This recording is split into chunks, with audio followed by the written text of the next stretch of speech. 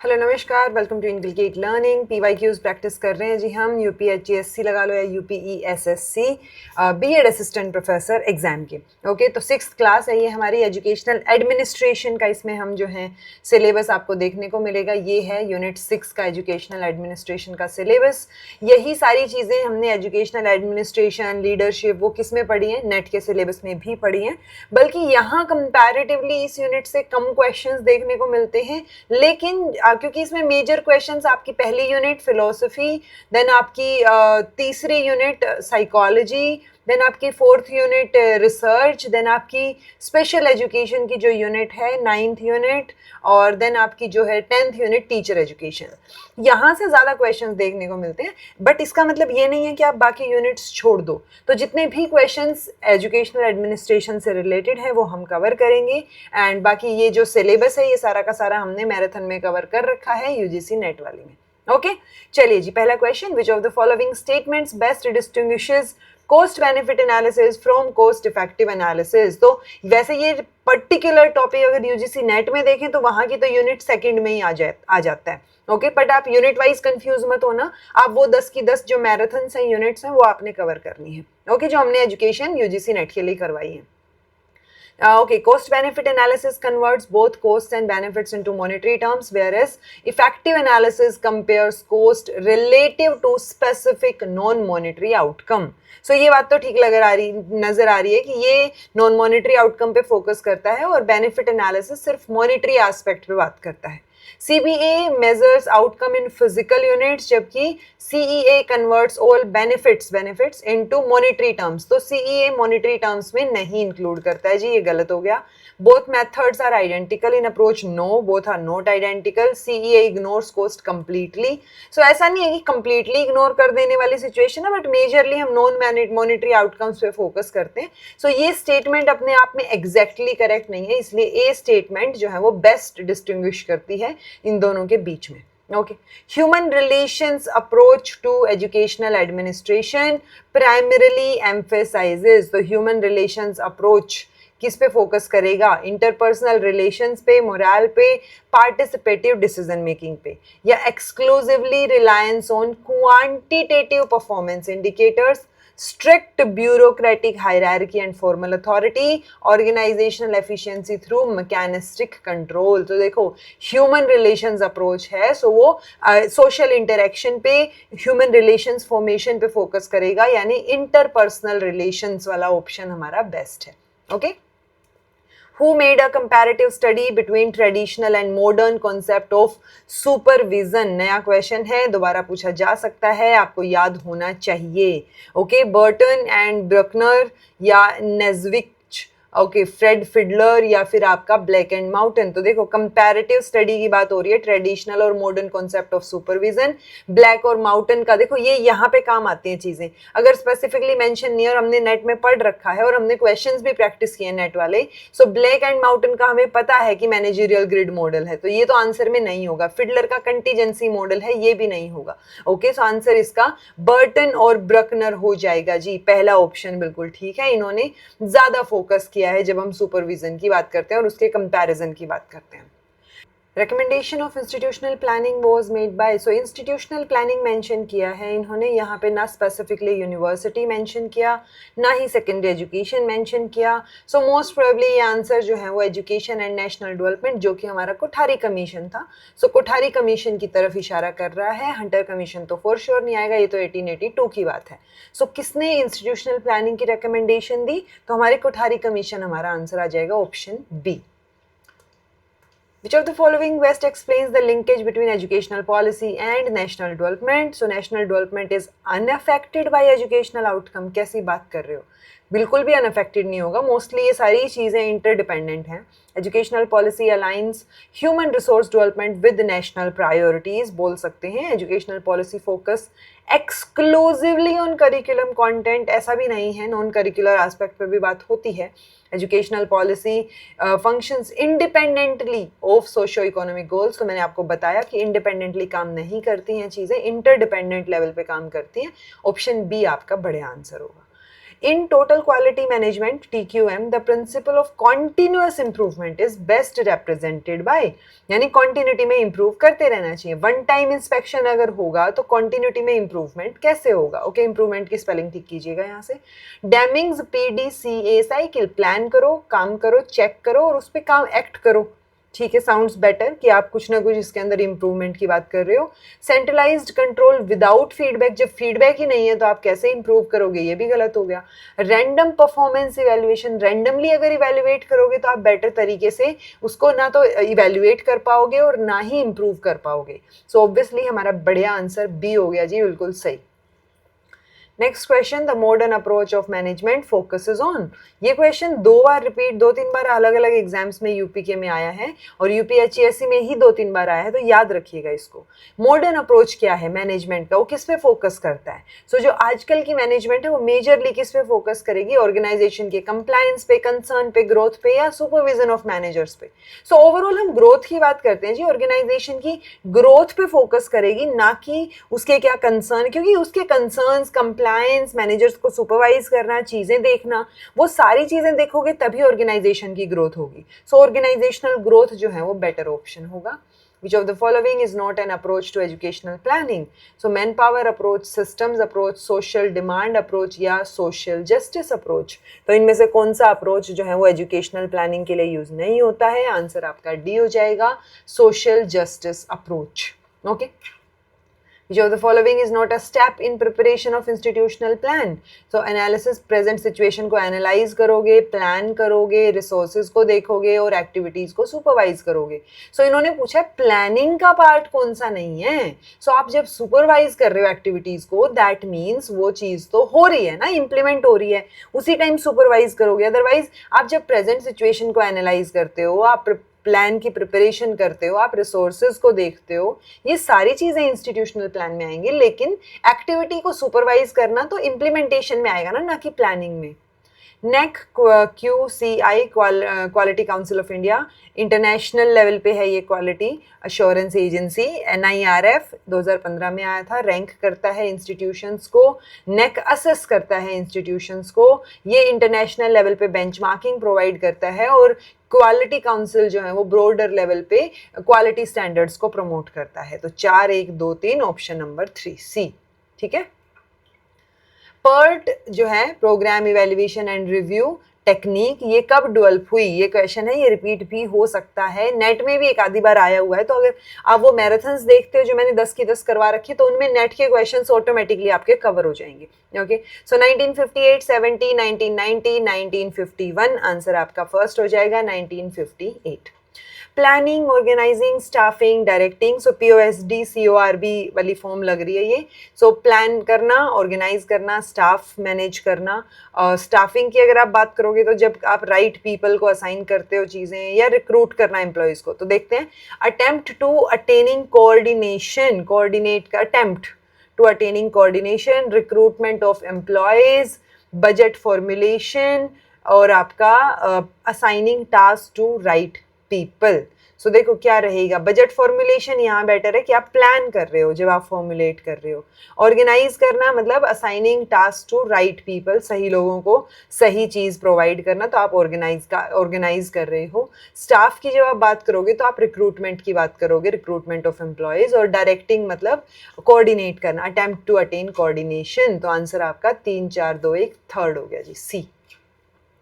Diksha stands for, दीक्षा की full form, ये चाहे आप NEP में लगा लो चाहे आप यहाँ लगा लो, पर ये क्वेश्चन आता है.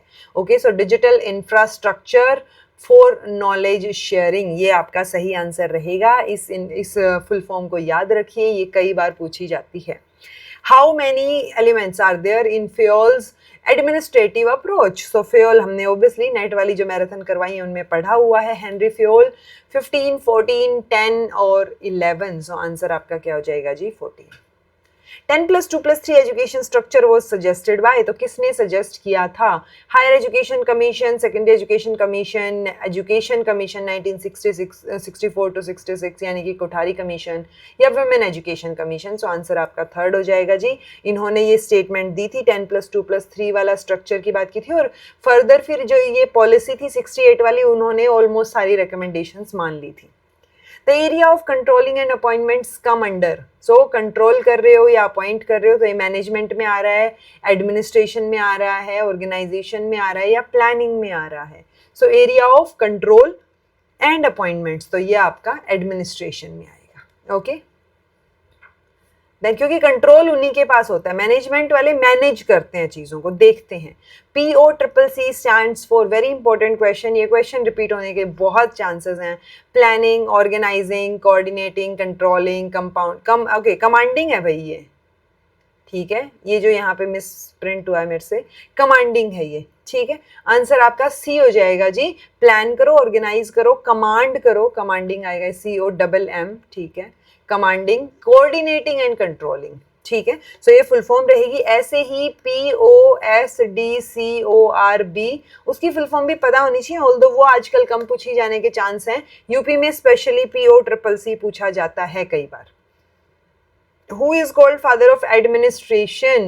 Luther Gulick, Watson, Pavlov या Henry Fayol. So Henry Fayol management में, एडमिनिस्ट्रेशन में बहुत इंपॉर्टेंट रोल प्ले करते हैं, उन्हीं को फादर ऑफ एडमिनिस्ट्रेशन के नाम से हम जानते हैं. Okay, leadership that takes into account of others views and opinions is called. So वो लीडरशिप जो दूसरों के पॉइंट ऑफ व्यूज, ओपिनियंस को भी कंसीडर करे, अकाउंट में ले.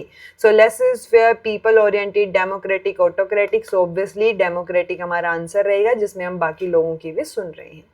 Famous 14 principle of organisation were given by, ऊपर अभी अभी पूछा था कि हेनरी फियोल के कितने प्रिंसिपल्स हैं मैनेजमेंट से रिलेटेड, यहाँ पे उल्टा कर दिया वो क्वेश्चन. सो आंसर आपका हेनरी फियोल हो जाएगा, ठीक है, क्योंकि मैक्स वेबर ब्यूरोक्रेटिक मैनेजमेंट के लिए जाने जाते हैं, एल्टन मायो जो हैं ह्यूमन रिलेशंस, है ना, और टाइलर की अलग थियरी है. तो ये अपने हेनरी फियोल, टेलरिज्म, साइंटिफिक मैनेजमेंट के लिए जाने जाते हैं. Which of the following is not a step in the process of PERT? Define करना ऑब्जेक्टिव्स को, making cost estimate, time estimate, preparing a work breakdown structure. So breakdown structure भी होता है कि काम को कैसे आप मैनेज करोगे, तो उसको प्रिपेयर, ब्रेकडाउन करके वो चीज़ें प्रिपेयर करना. Time estimate, defining the objective, बिल्कुल ठीक है, बट ये जो कॉस्ट एस्टिमेट वाली चीज़ है ये गलत है जी. The validity period of NAAC accreditation is 3 साल, 7 साल, 4 साल या फिर 5 साल. सो नेक का एक्रेडिटेशन का वैलिडिटी पीरियड 5 साल होता है. हर 5 साल बाद फिर से इंस्टीट्यूशन को अप्लाई करना पड़ता है, नेक की टीम को बुलाना पड़ता है. Okay, dash is designed as the nodal point all matters connected with Quality Council of India. Of आएगा Quality Council of India. So कौन इसकी नोडल एजेंसी पूछ रखी है बेसिकली. सो मिनिस्ट्री ऑफ, अगर आपको नहीं पता होगा ना तो आप क्वालिटी काउंसिल वाला क्वेश्चन पक्का गलत करके आएंगे. हो सकता है मोस्ट प्रोबेबली आप जो है मिनिस्ट्री ऑफ एजुकेशन लगाए हैं, जो कि गलत है. आंसर आपका ministry of commerce and industry, government of India रहेगा. गवर्नमेंट की स्पेलिंग ठीक कीजिएगा. सो आंसर आपका ए रहेगा जी. Which among the following is not a criteria for quality assessment followed by NEC?